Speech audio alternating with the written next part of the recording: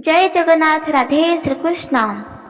ब्रह्मा पुराण रे उल्लेखित रही 12टा परे जेकोसी व्यक्ति जदि जेकोसी भी खाद्य सेवन करती किंबा पानीय सेवन करती ताहले तांको केउं सबु दंड भोगिबाकु पड़ी थाए। चलतु जानिबा।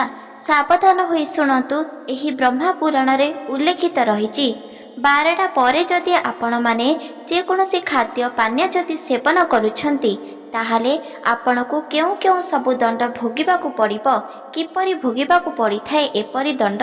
चलतु जानिबा। जहा आपण जानिबा पई निहाती भावरे बाध्य होई थाए। काहेकि ना मनुष्य जीवन हेतु प्रत्येक शास्त्र को मानि चलिबा आवश्यकता होई थाए। ताद्वारा कौनसी भी पाप आम द्वारा होई पारिबो नाही किंबा दंड मध्य भोगिबाकु पड़ी न थाए। आमे जदि शास्त्र को निंदा करिबा बा मानि पारिबा नाही आ मिथ्या वचन बोली कहिबा ताहाले निहाती भावरे मन रखंतु दुर्घटना निहाती भावरे घटी थाए। अकाल मृत्यु मध्य होई थाए आ सबु किछि दंड मध्य सह्य करिबाकु पड़ी थाए। एहा एक सत्य। सेथिपाई आपण माने निहाती भावरे मन रखंतु। चलतु जानिबा। ब्रह्मा पुराण रे उल्लेखित रही एक सुंदर तत्व जहा शिखिबा अत्याधिक जरूरी अटे। भगवान ब्रह्मा सृष्टि करिसेंती एही सुंदर पृथ्वी।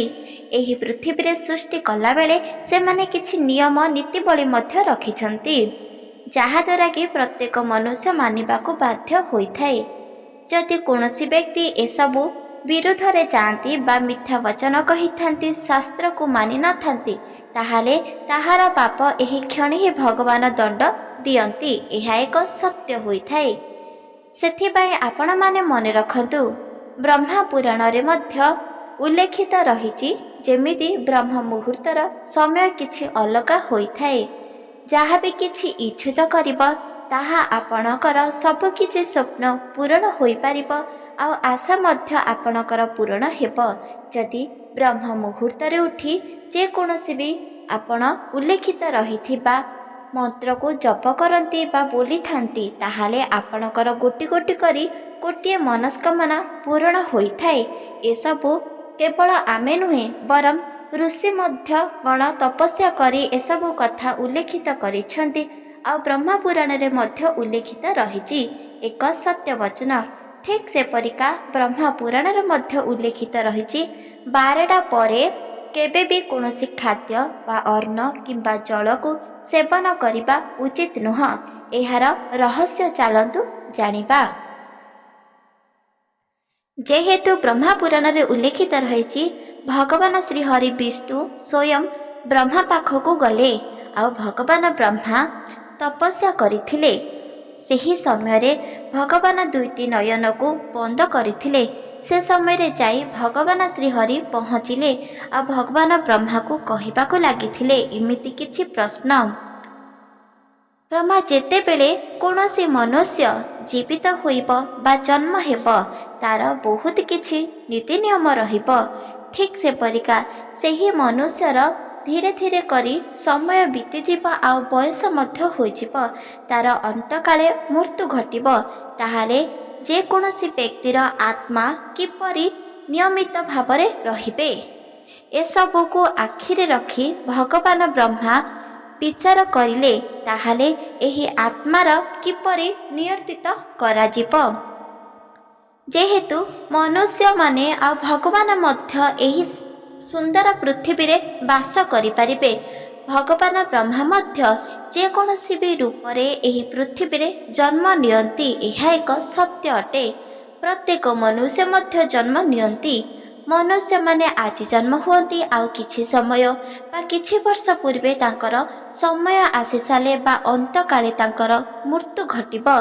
ठीक से परिका तांकर कुकर्म फल बजसे तांकु विभिन्न प्रकार जन्म बा दंड मिलिबो। यह एक सत्य होई थाए। किंतु प्रत्येक मनुष्य तो पुण्य अर्जन करि पारिबे नाही किंबा धर्म मार्ग रे चली पारिबे नाही। ठीक से परिका भगवान विष्णु ब्रह्मा को जाई पचारि थिले प्रत्येक मनुष्य जेते बेले जन्मित हेबे आ तांकर मृत्यु मध्य हेबो କିଛି ଆତ୍ମା ପୁଣ୍ୟ ଧର୍ମ ଅର୍ଜନ କରିବ ଆଉ ସେ ଆତ୍ମାର ମୁଖ୍ୟ ହେବ, ତାଙ୍କେ ପୁଣି ଥରେ ନୂତନ ଏକ ଜନ୍ମିତ ହୋଇପାରିବେ। ଆଉ କିଛି ଆତ୍ମା ରହିଯିବେ ଯାହାକି ତାଙ୍କେ ପାପକର୍ମ କରିଥିବେ ଆଉ କୁକର୍ମ କରିଥିବେ। ଅଧର୍ମରେ ଚାଲିଥିବା ବ୍ୟକ୍ତିର ଯେତେବେଳେ ମୃତ୍ୟୁବରଣ କରନ୍ତି ସେମାନଙ୍କର ଆତ୍ମା କେବେ ବି ମୁକ୍ତି ପାଇନଥାଏ ଆଉ ସେହି ଆତ୍ମା ସଦାସର୍ବଦା ଘୁରି ବୁଲୁଥାଏ।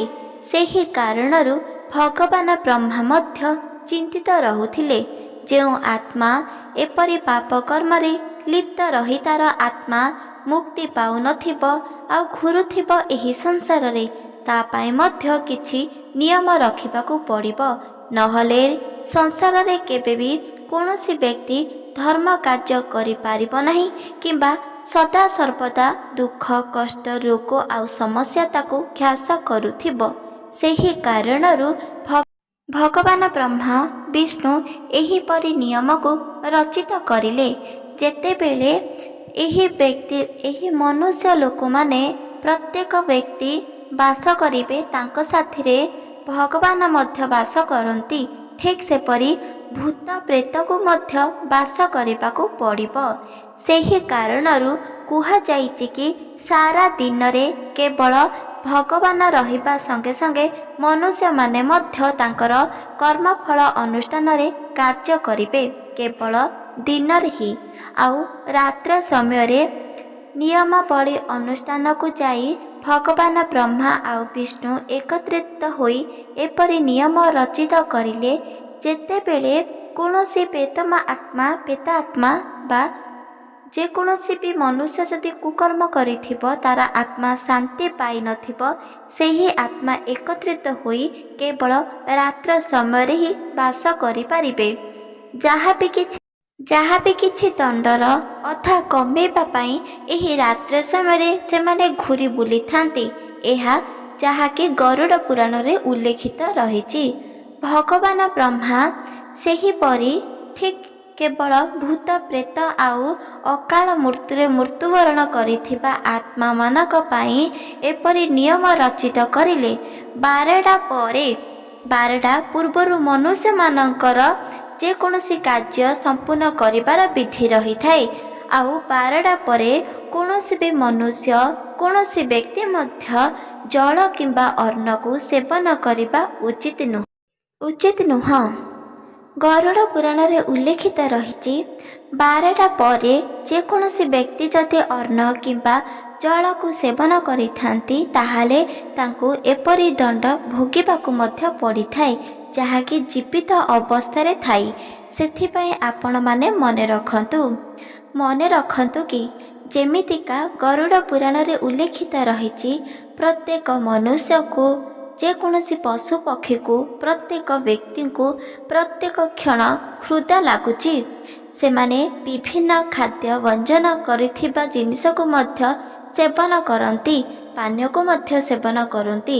କାହିଁକି ନା ଏହି ପୃଥିବୀ ପୃଷ୍ଠରେ ଯେକୌଣସି ବ୍ୟକ୍ତି ମଧ୍ୟ ପ୍ରଭୁ ବ୍ରହ୍ମାଙ୍କର ସୃଷ୍ଟି କରିଛନ୍ତି ଆଉ ଜନ୍ମିତ ହୋଇଛନ୍ତି, ସମସ୍ତଙ୍କୁ କ୍ଷୁଧା ଲାଗୁଛି, ଭୋକ ଲାଗୁଛି ଆଉ ଜଳର ମଧ୍ୟ ଆବଶ୍ୟକତା ରହିଛି। ଠିକ୍ ସେପରିକା ଯେକୌଣସି ବ୍ୟକ୍ତିର ଆତ୍ମାକୁ ମଧ୍ୟ ବହୁତ ଜୋରରେ କ୍ଷୁଧା ଲାଗୁଛି, ତାଙ୍କୁ ମଧ୍ୟ ଜଳର ଆବଶ୍ୟକତା ରହିଛି। ଠିକ୍ ସେପରିକା ଭଗବାନ ବ୍ରହ୍ମା ଆଉ ବିଷ୍ଣୁ ନିୟମ ଅନୁଷ୍ଠାନ କରିଲେ ଆଉ ସେତେବେଳେ କହିଥିଲେ, କେବେ ବି କୌଣସି ଆତ୍ମାକୁ ତ କୌଣସି ଖାଦ୍ୟ କୌଣସି ଜଳ ପାନ କରିବାକୁ ମିଳିପାରିବ ନାହିଁ। ସେହି କାରଣରୁ ପ୍ରତ୍ୟେକ ମନୁଷ୍ୟମାନେ 12ଟା ପୂର୍ବରୁ ହିଁ ସେମାନେ ବିଭିନ୍ନ ପ୍ରକାର ଖାଦ୍ୟକୁ ସେବନ କରନ୍ତି, ଜଳକୁ ମଧ୍ୟ ସେବନ କରନ୍ତି। ଆଉ 12ଟା ପରେ କେବେ ବି କୌଣସି ବ୍ୟକ୍ତି ସେବନ କରିବା ଉଚିତ ନୁହଁ, ଯାହାକି ଗରୁଡ଼ ପୁରାଣରେ ଉଲ୍ଲେଖିତ ରହିଛି ଆଉ ବ୍ରହ୍ମା ପୁରାଣରେ ମଧ୍ୟ ଉଲ୍ଲେଖିତ ରହିଛି। ଯେହେତୁ ଆତ୍ମାମାନଙ୍କୁ ଅଶରୀର ଆତ୍ମାମାନଙ୍କୁ ମଧ୍ୟ କ୍ଷୁଧା ଲାଗୁଛି ଆଉ ତାଙ୍କୁ ଜଳର ଆବଶ୍ୟକତା ରହିଛି, 12ଟା ପରେ ଯେକୌଣସି ବ୍ୟକ୍ତି ଯଦି ଯେକୌଣସି ଖାଦ୍ୟ ହେଉଥାଉ ନା କାହିଁକି ତାଙ୍କେ ଖାଦ୍ୟକୁ ସେବନ କରନ୍ତି ଆଉ ଜଳପାନ କରନ୍ତି, ତାହେଲେ ତାଙ୍କୁ ଦଣ୍ଡ ନିହାତି ଭାବରେ ମିଳିବ। ଯେହେତୁ ତାଙ୍କେ ସେହି ସମୟରେ ସେବନ କରନ୍ତି କିନ୍ତୁ ତାଙ୍କର କ୍ଷୁଧା କେବେ ବି ମେଣ୍ଟି ନଥାଏ, ବରଂ ଅଶରୀର ଆତ୍ମାକୁ ସେସବୁ ଖାଦ୍ୟ ଆଉ ପାନୀୟ ତାଙ୍କୁ ପ୍ରାପ୍ତ ହୋଇଥାଏ ଆଉ ତାଙ୍କୁ ଅତ୍ୟଧିକ ଆନନ୍ଦରେ ସେସବୁ ଖାଦ୍ୟକୁ ସେବନ କରନ୍ତି। ବ୍ରହ୍ମା ପୁରାଣରେ ଉଲ୍ଲେଖିତ ରହିଛି, ଯେତେବେଳେ କୌଣସି ଅଶରୀର ଆତ୍ମା ତାଙ୍କୁ ବହୁତ କ୍ଷୁଧା ଲାଗୁଛି ଆଉ ସେମାନେ ଏହି ପୃଥିବୀ ପୃଷ୍ଠରେ ଘୁରି ବୁଲିଥାନ୍ତି, 12ଟା ପରେ ସେମାନେ ଘୁରି ବୁଲିଥାନ୍ତି ଆଉ 3ଟା ନ ହେବା ପୂର୍ବରୁ ସେମାନେ ପୁଣି ଥରେ ତାଙ୍କ ଭୁବନକୁ ଚାଲିଯାଆନ୍ତି। ଯେମିତିକା ଆପଣ ଶୁଣିଥିବେ, ଯେଉଁ ସ୍ଥାନରେ ଆତ୍ମା ରହିଥାନ୍ତି ସେହି ସ୍ଥାନକୁ ଚାଲିଯାଆନ୍ତି। ଯେତେବେଳେ 3ଟାରୁ 6ଟା ପର୍ଯ୍ୟନ୍ତ ସେତେବେଳେ ପ୍ରଭୁ ବ୍ରହ୍ମାଙ୍କର ସମୟ ଆସିଥାଏ। ପ୍ରଭୁ ବ୍ରହ୍ମାଙ୍କର ସମୟ ହେତୁ କୌଣସି ପ୍ରେତାତ୍ମା, କୌଣସି ଅଶରୀର ଆତ୍ମା କେବେ ବି ଏହି ପୃଥିବୀ ପୃଷ୍ଠରେ ବୁଲନ୍ତି ନାହିଁ। କାହିଁକି ନା ସେମାନେ ଯଦି ଏହି 3ଟା ପରେ ଏହି ପୃଥିବୀ ପୃଷ୍ଠରେ ଭ୍ରମଣ କରନ୍ତି ତାହେଲେ ତାଙ୍କୁ ବହୁତ ଜୋରରେ ଦଣ୍ଡ ଭୋଗିବାକୁ ପଡ଼ିବ ଆଉ ସେହି ଦଣ୍ଡ ହେଉଛି ଜଳନ୍ତା ଦଣ୍ଡ। ସେହି କାରଣରୁ ତାଙ୍କେ ଲୁଚି ଯାଆନ୍ତି, 3ଟା ପରେ କେବେ ବି ବାହାରନ୍ତି ନାହିଁ। ଆଉ 3ଟା ପରେ ପ୍ରଭୁ ବ୍ରହ୍ମାଙ୍କର ସମୟ ହୋଇଥାଏ। ପୂଜା ଆରାଧନା କରିବା ଦ୍ୱାରା ଅତ୍ୟଧିକ ଶକ୍ତିଶାଳୀ ସବୁ ମନସ୍କାମନା ମଧ୍ୟ ପୂରଣ ହେବାର ଶକ୍ତି ଅଦ୍ଭୁତ ପ୍ରାପ୍ତ ହୋଇଥାଏ। ସେଥିପାଇଁ ଆପଣମାନେ ମନେ ରଖନ୍ତୁ, ଆପଣ ଯଦି ଖାଦ୍ୟ ସେବନ କରିବାର ଅଛି ତାହେଲେ 12ଟା ପରେ କେବେ ବି କୌଣସି ଖାଦ୍ୟ ସେବନ କରନ୍ତୁ ନାହିଁ, ଯାହାକି ଗରୁଡ଼ ପୁରାଣରେ ଉଲ୍ଲେଖିତ ଅଛି ଆଉ ବ୍ରହ୍ମା ପୁରାଣରେ ମଧ୍ୟ ଉଲ୍ଲେଖିତ ରହିଛି, ଯାହାକୁ କେବଳ ମନୁଷ୍ୟମାନେ ହିଁ ପାଳନ କରିବାକୁ ବାଧ୍ୟ ଅଟେ ବା ବାଧ୍ୟ ହୋଇଥାଏ। ସେଥିପାଇଁ ଆପଣମାନେ ସର୍ବଶେଷରେ ଗୋଟିଏ କଥା ମନେ ରଖନ୍ତୁ, ଯେମିତିକା ପୁରାଣରେ ଉଲ୍ଲେଖିତ ରହିଛି, ଯେକୌଣସି ଅଶରୀର ଆତ୍ମା ଯେତେବେଳେ ତାକୁ କ୍ଷୁଧା ଲାଗୁଛି ଆଉ ସିଏ ସେବନ କରିବା ପାଇଁ ଏହି ପୃଥିବୀ ପୃଷ୍ଠରେ ଘୁରି ବୁଲିଥାଏ କିନ୍ତୁ କୌଣସି ବି ସ୍ଥାନରୁ ତାଙ୍କୁ କୌଣସି ଖାଦ୍ୟ ପ୍ରାପ୍ତ ହୋଇପାରୁନଥାଏ। ଗରୁଡ଼ ପୁରାଣରେ ଉଲ୍ଲେଖିତ ରହିଛି, କ୍ଷୁଧାର ଦଣ୍ଡ ସବୁଠାରୁ ଅଧିକ ଆଉ ସବୁଠାରୁ ବଡ଼ ଦଣ୍ଡ ହୋଇଥାଏ। ଆତ୍ମାମାନଙ୍କୁ ଯମପୁରରେ ଦିଆଯାଉଥିବା ଯେକୌଣସି ଦଣ୍ଡଠାରୁ ସବୁଠାରୁ ବଡ଼ ଦଣ୍ଡ ହେଉଛି କ୍ଷୁଧା, ଯାହାକୁ କେବଳ ଆତ୍ମା ନୁହେଁ ପ୍ରତ୍ୟେକ ଜନ୍ମିତ ହୋଇଥିବା ଏହି ସଂସାରରେ ପ୍ରାଣୀମାନଙ୍କୁ ମଧ୍ୟ ଏହି ଦଣ୍ଡ ଭୋଗିବାକୁ ପଡ଼ିଥାଏ। ଆପଣମାନଙ୍କୁ ବିଶ୍ୱାସ ନିହାତି ଭାବରେ କରନ୍ତୁ, ଏକଥା ବିଶ୍ୱାସ ହେଉନାହିଁ। ଏହାର କାରଣ ହେଉଛି ଆମମାନଙ୍କୁ ଯେତେବେଳେ କ୍ଷୁଧା ଲାଗୁଛି ଆମେ ଯେକୌଣସି ଖାଦ୍ୟକୁ ସେବନ କରୁଛନ୍ତି ଆଉ ଜଳକୁ ପାନ କରୁଛନ୍ତି, କିନ୍ତୁ ଆତ୍ମାମାନଙ୍କ ପାଖରେ ଏସବୁ ଅସମ୍ଭବ ହୋଇଥାଏ। ତାକୁ ଯେତେବେଳେ କ୍ଷୁଧା ଲାଗୁଛି ବା ଜଳର ଆବଶ୍ୟକତା ରହିଛି ତାଙ୍କ ପାଖରେ କେବେ ବି ପହଞ୍ଚି ପାରୁନାହିଁ କିମ୍ବା ତାଙ୍କେ କୌଣସି ଖାଦ୍ୟକୁ ମଧ୍ୟ ସେବନ କରିପାରନ୍ତି ନାହିଁ। ଏହା ସତ୍ୟଟେ। 12ଟା ପରେ କେବଳ ଆତ୍ମାମାନଙ୍କର ଶକ୍ତି ବଢ଼ିଥାଏ, ଯାହାକି ଉଲ୍ଲେଖିତ ରହିଛି। ସେହି କାରଣରୁ ବ୍ରହ୍ମା ପୁରାଣରେ ଉଲ୍ଲେଖିତ ରହିଛି, ଯଦି ଆପଣ ବହୁତ ଜୋରରେ କ୍ଷୁଧା ଲାଗୁଛି ଆଉ ସେହି ସମୟ 12ଟା ପୂର୍ବରୁ ହୋଇଯାଇଛି ବା 12ଟା ପରେ ବାଜିଯାଇଛି, ତାହେଲେ ସେହି ସମୟରେ କେବେ ବି କୌଣସି ଖାଦ୍ୟ ବା କୌଣସି ପାନୀୟ ସେବନ ଭୁଲ ମଧ୍ୟ କରନ୍ତୁ ନାହିଁ। ଆପଣ ନିଜେ ନିଜକୁ ବୁଝାନ୍ତୁ ଆଉ ସେହି ସମୟରେ କେବେ ବି ସେବନ କରନ୍ତୁ ନାହିଁ। ଆପଣଙ୍କର ଯଦି 3ଟା ପରେ ଯଦି ଯେକୌଣସି ଜଳକୁ ସେବନ କରନ୍ତି କିମ୍ବା ଖାଦ୍ୟକୁ ସେବନ କରନ୍ତି ତାହେଲେ ଏହାର ଶକ୍ତି ଆପଣଙ୍କୁ ପ୍ରାପ୍ତ ହେବ, କିନ୍ତୁ 12ଟା ପରେ କେବେ ବି କୌଣସି ଖାଦ୍ୟ ବା ପାଣି ବା ଜଳକୁ ସେବନ କରନ୍ତୁ ନାହିଁ। ଏହା ପଛର କାରଣ ମଧ୍ୟ ଆପଣ ମନେ ରଖନ୍ତୁ। ଯେମିତିକା ଉଲ୍ଲେଖିତ ରହିଛି ଏହି ଗରୁଡ଼ ପୁରାଣରେ, ଯେତେବେଳେ କୌଣସି ପ୍ରାଣୀ ବା କୌଣସି ମନୁଷ୍ୟ ତାଙ୍କୁ ଜ୍ଞାତ ହୋଇନଥାଏ କି 12ଟା ପରେ କେବେ ବି କୌଣସି ଖାଦ୍ୟ ସେବନ କରିବା ଉଚିତ ନୁହଁ, ସେମାନେ ଅଜାଣତରେ କିମ୍ବା ଜାଣିଶୁଣି ଏହି ପୁରାଣ କଥା ଯେକୌଣସି ଖାଦ୍ୟ ବା ଜଳକୁ ସେବନ କରନ୍ତି ତାହେଲେ ତାଙ୍କୁ କେଉଁ ସବୁ ଦଣ୍ଡ ଭୋଗିବାକୁ ପଡ଼ିଥାଏ। ଯେହେତୁ ଅଶରୀର ଆତ୍ମା ପାଇଁ ବହୁତ ବଡ଼ दंड रही थाए। जेकोसी दंड विभिन्न प्रकार दंड सह्य करने पड़ी थाए। तांकु कौनसी क्षेत्र मध्य जल किंबा खाद्य सेवन करने मिली न थाए। जदि कौनसी व्यक्ति 12टा पर कौनसी जल को सेवन करती ताहले ସେହି सेवनर जल ସେହି आत्मा को मध्य प्राप्त होइथाए। जो व्यक्ति को बहुत जोरे क्षुधा लगुच खाद्य सेवन करने सी सेवन करुच्ची ताहले ସେହି सबु खाद्य ताकु प्राप्त होई न थाए बरम जेकोसी आत्मा को प्राप्त होइथाए। सेथिपाई तो कुहा जाउची कि 12टा पूर्व आपण जहाँ भी किसी सेवन करंतु जलर आवश्यकता ताहले पान करंतु किंतु 12टा पर सेवन करंतु नहीं। एहा द्वारा आपण को एही सबु दंड भोगिबाकू पड़ी थाए। आउ सेही दंड हेउची आपण को सेही गोटे दिन अर्थात 12टा पर जदि आपण सेवन करती ताहले जेतेबेले दिन आरंभ हेब दिन सारा आउ ता रात्र सारा आपण को केबे भी भलरे निद हेब नाही। आपणकर मन अस्थिर रहिब, देहरे किछि बीमार निहाती भावरे रहिब। आपण सदा सर्वदा दुख कष्ट अनुभव करिवे। सेही गोटे दिन आउ गोटे रात्र भितरे आपणर निहाती भावरे किछि ना किछि घटना घटिब। सेथिपाई एपरि भूल केबे भी करंतु नाही। आत्मार जे समय रही से समय केबे भी आपण एही सब खाद्य को सेवन करंतु नाही। एहा करिबा द्वारा तांको मुक्ति मिली थाए। आउ जहा द्वारा कि ताहार दंड सेही व्यक्ति को अधा भोगिबाकू पड़ी थाए। एपरि भूल केबे भी करंतु नाही। जहा को पालन करिबा द्वारा कौनसी दुख कष्ट रोग समस्या केबे भी आसी न थाए। एहा सत्यटे। भगवान ब्रह्मा आउ महेश्वर आ विष्णु मध्य एही पृथ्वी को जेतेबेले सृष्टि करथिले आ पालन करथिले ସେହି समय मध्य चिंतित रहुथिले कि एही आत्मा को सेमाने किपरि आयतरे रखिबे। आ ठीक से परिका आत्मा को सदा सर्वदा भ्रमण करिबा पाए खोलारे छाड़ा जाउछि।